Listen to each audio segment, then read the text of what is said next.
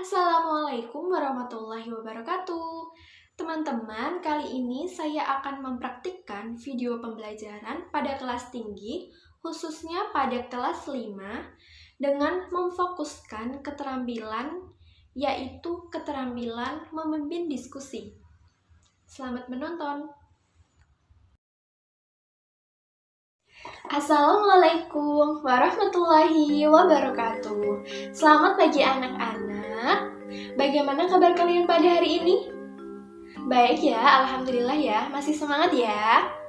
Nah, sebelum memulai pembelajaran pada hari ini, alangkah baiknya kita berdoa terlebih dahulu ya anak-anak.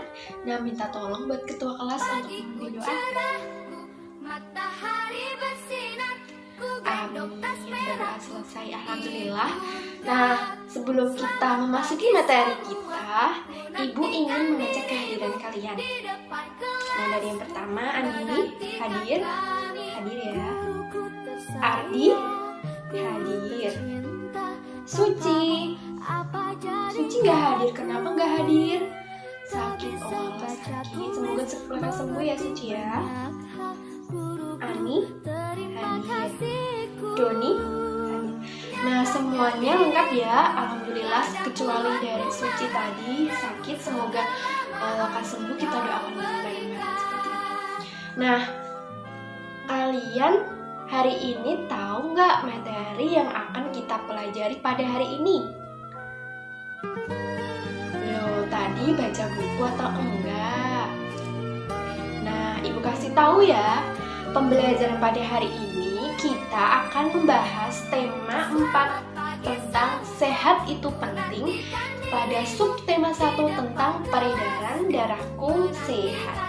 Jadi kita akan mempelajari materi tentang peredaran darah, tentang pantun dan lain-lain seperti itu. Nah, Ibu ingin membacakan tujuan pembelajaran pada hari ini.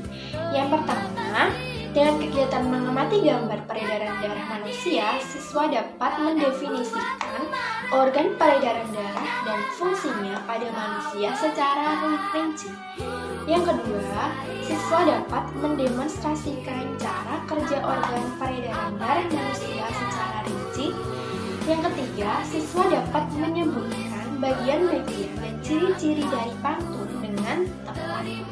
Dan yang terakhir, siswa dapat mendemonstrasikan pantun yang telah dibuat dengan tema tertentu, lalu menunjukkan unsur-unsur pantun yang dibuat dengan benar.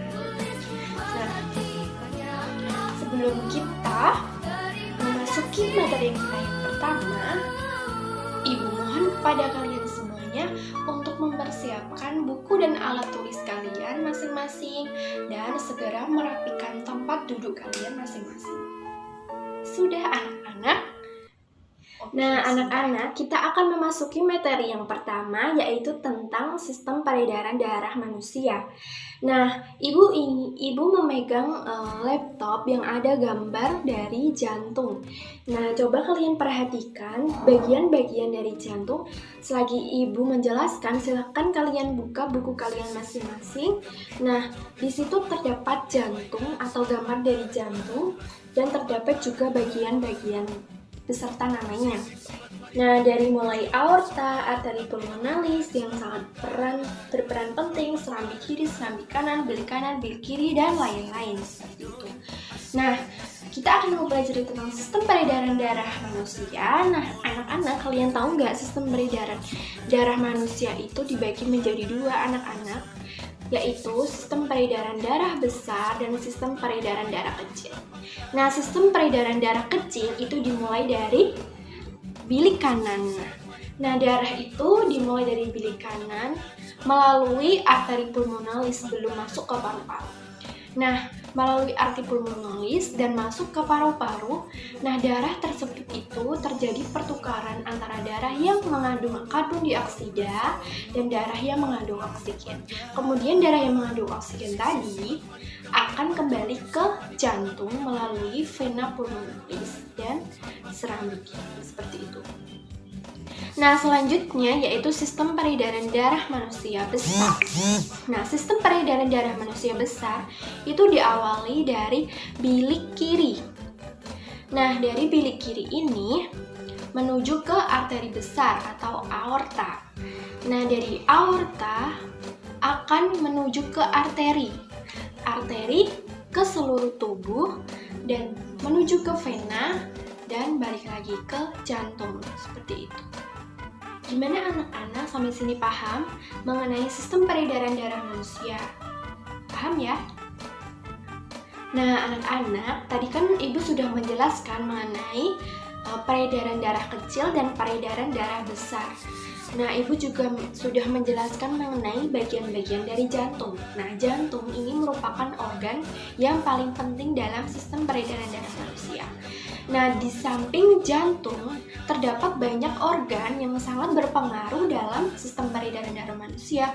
Coba kalian pelajari organ-organ manakah yang sangat berperan penting dalam sistem peredaran darah manusia. Silakan kalian cari dan kalian tuliskan pada buku kalian masing-masing. Seperti itu. Nah, gimana anak-anak? Sudah kalian tulis ya organ-organ yang penting dalam peredaran darah manusia. Coba kalian sebutkan apa? Yang pertama, ya benar jantung. Yang kedua, oke, pembuluh darah. Yang ketiga, paru-paru, benar sekali.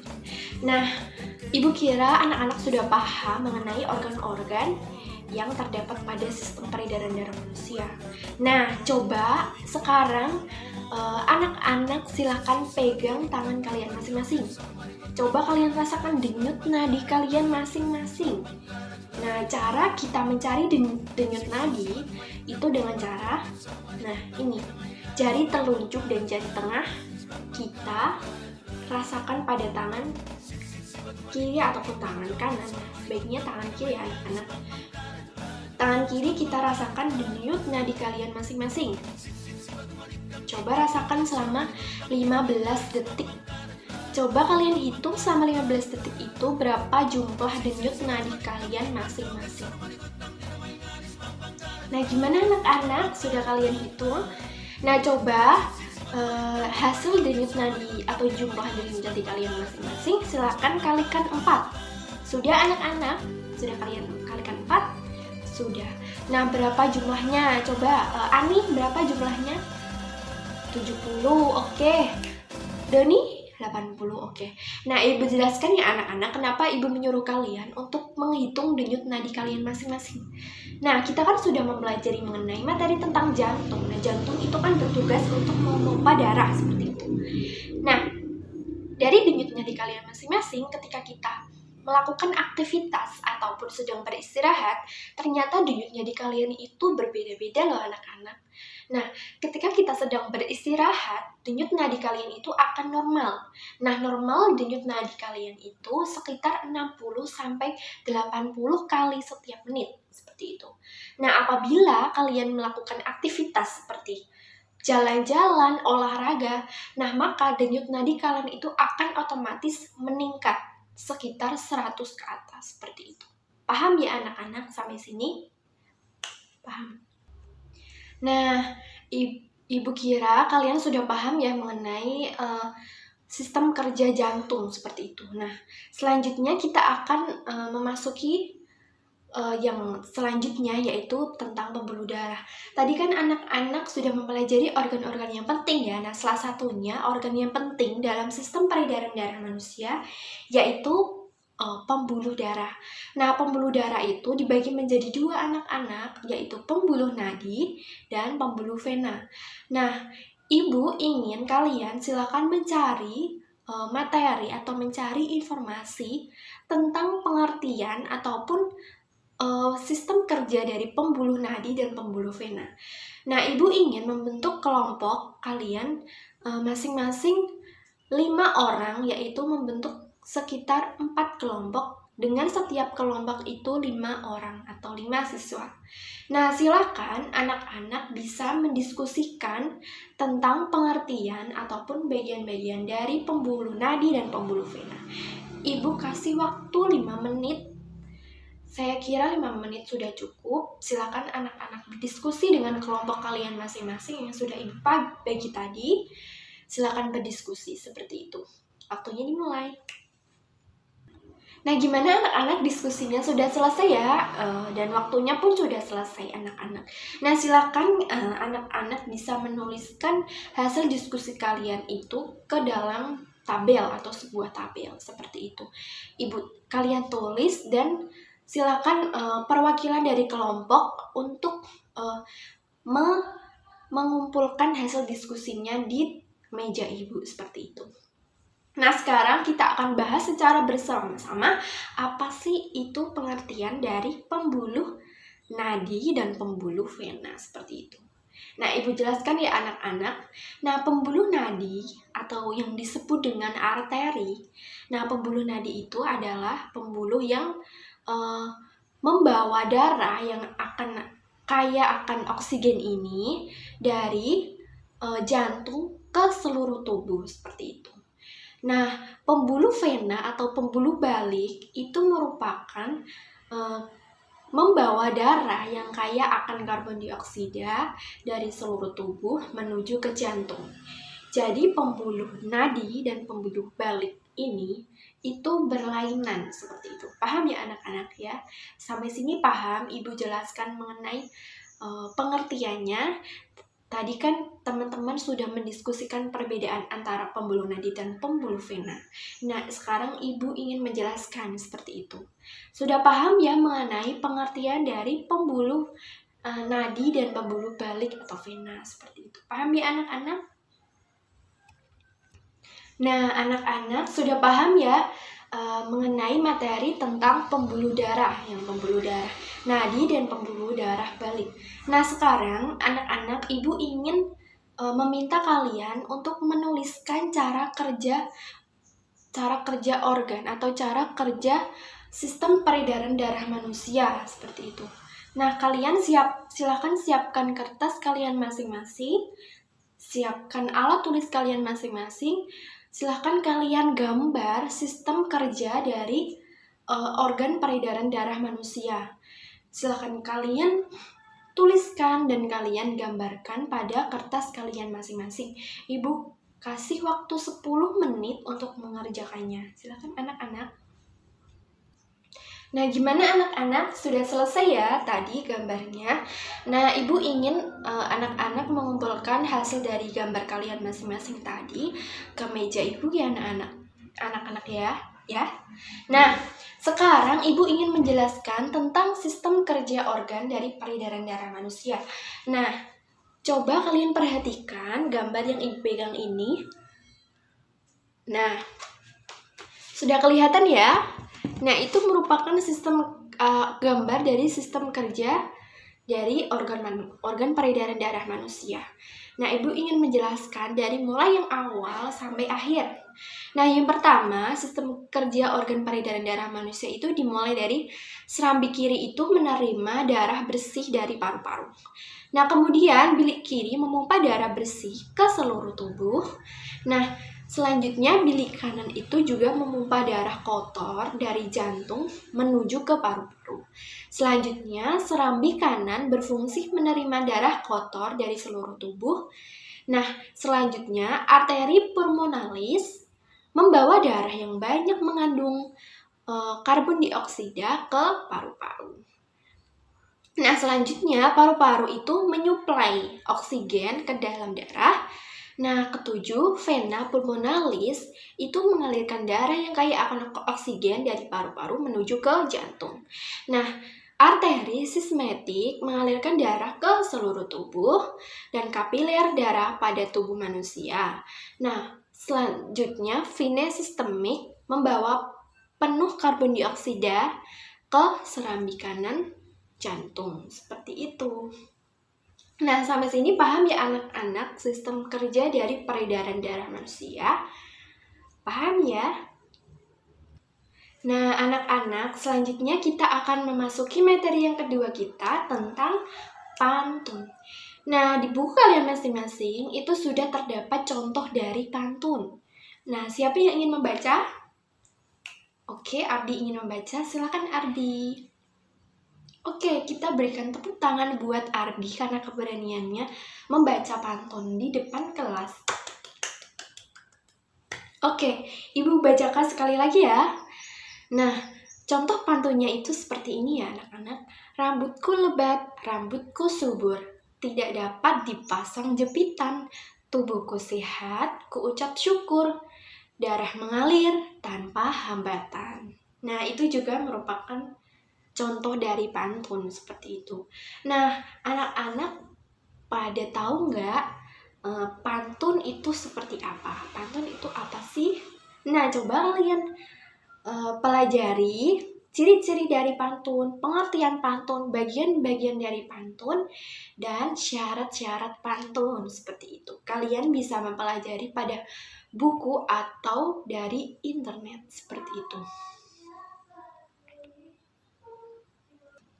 Gimana anak-anak, sudah kalian cari pengertian, ciri-ciri, dan lain-lain yang Ibu tadi sudah jelaskan? Oke, silakan kalian tulis tadi di buku kalian masing-masing untuk kalian pelajari pada materi selanjutnya seperti itu. Dan hari ini kita akan bahas bersama-sama tentang pengertian dari pantun. Nah, anak-anak, pantun ini merupakan salah satu jenis sastra. Nah, merupakan sastra Melayu anak-anak. Dari pantun ini merupakan jenis puisi Melayu seperti itu, yang terdiri dari 4 baris dan bersajak ABAB seperti itu.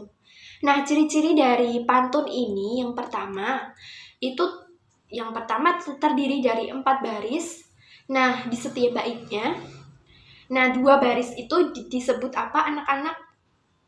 Ya, disebut sampiran atau sampul. Nah, yang kedua itu, yang 2 baris terakhir itu disebut dengan isi. Nah, yang kedua, ciri-ciri pantun itu memiliki pola. Nah, polanya itu biasanya ABAB seperti itu, atau biasanya AAAA, BBBB seperti itu. Nah, yang ketiga, memiliki sampiran dan isi. Tadi yang Ibu jelaskan tadi, 2 baris yang di atas itu merupakan sampiran, dan yang 2 baris yang terakhir itu disebut dengan isi. Nah, yang keempat itu tidak ada nama penulis. Jadi pantun itu tidak ada karangan atau tidak ada nama penulis yang di atasnya. Biasanya kalau puisi itu kan tertera penulisnya atau penyairnya seperti itu. Nah, sedangkan pantun itu tidak usah, teman-teman. Nah, pantun itu juga ada jenisnya masing-masing. Ada pantun agama, pantun asusila, pantun agama, pantun kerohanian, dan lain-lain seperti itu. Pantun sopanan seperti itu. Paham ya anak-anak sampai sini? Oke, paham? Nah, sampai sini kalian paham materi yang kita bahas pada hari ini, dari mulai sistem peredaran darah manusia, dan yang kedua tentang pantun atau jenis-jenis pantun, pengertian dan ciri-ciri dari pantun. Gimana anak-anak, sudah paham ya? Oke, Ibu kira pembelajaran pada hari ini sampai sini saja. Silakan anak-anak bisa merangkum materi yang Ibu jelaskan tadi dari awal sampai akhir. Silakan kalian pelajari rangkuman tersebut, kalian pelajari dan kalian pahami materi yang kita bahas pada hari ini seperti itu. Nah, Ibu kira pembelajaran pada hari ini cukup sekian. Silakan sebelum kita mengakhiri, minta tolong buat ketua kelas untuk berdoa terlebih dahulu. Amin. Alhamdulillahirrabbilalamin. Pembelajaran pada hari ini kita sudah selesai. Terima kasih anak-anak sudah aktif dan ikut berpartisipasi pada pembelajaran hari ini. Semoga keaktifan kalian bisa bertahan dan bisa dilanjutkan pada pembelajaran selanjutnya seperti itu. Jangan lupa kalian selalu belajar dan belajar. Terima kasih anak-anak. Ibu mohon maaf apabila ada salah kata. Terima kasih. Wassalamualaikum warahmatullahi wabarakatuh.